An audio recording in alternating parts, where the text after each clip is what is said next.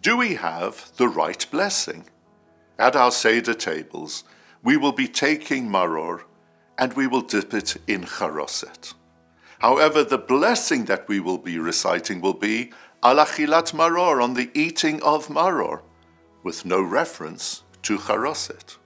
Similarly, during Sukkot, the Torah commands us to take the arba minim, the four kinds, the lulav, the etrog, the hadas, and the arava. But what is the blessing that we recite?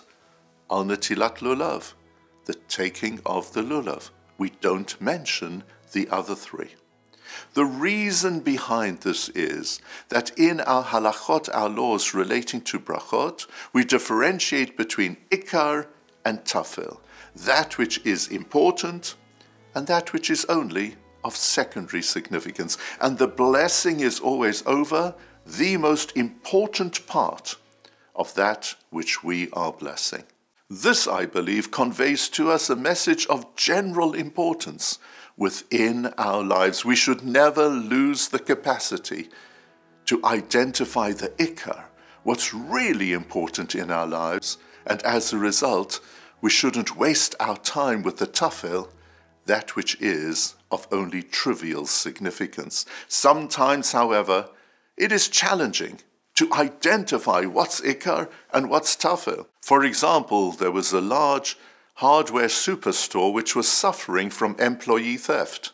The owners decided that they would position security personnel at the exits to the store at the end of every working day.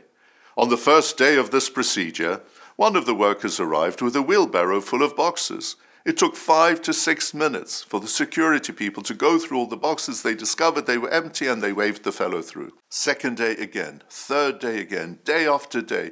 People had to wait in a queue so that this fellow could be able to take his boxes home. After 2 weeks, one of the owners came to this work and he said, "I know you're up to something. Please tell me what it is and I'll let you off." The worker said, "You promise you'll let me off?" "Yes," he said. "Okay," said the worker, "I'll tell you what I'm doing. You see," he said, "I'm stealing wheelbarrows." You see, sometimes the ikar, what really matters, is right there under our noses, but all we notice is the tafel. It's the empty boxes of life.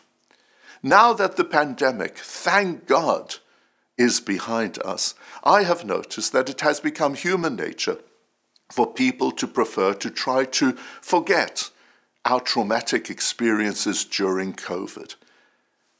I think that's not a bad thing, but there's one thing which we should never forget, and that's the lessons of COVID.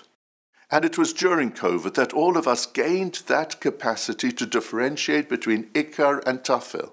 From the pandemic we learnt that what's important in life is home, it's family, it's community, it's faith, it's our spirituality. At the Seder table during the festival of Passover, we will dip maror, bitter herbs, into charoset.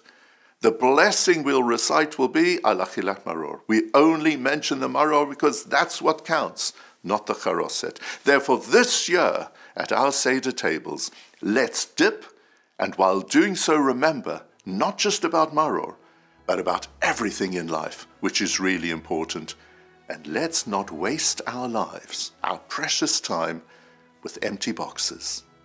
I wish you all Shabbat Shalom and Chag Kasher V'Sameach.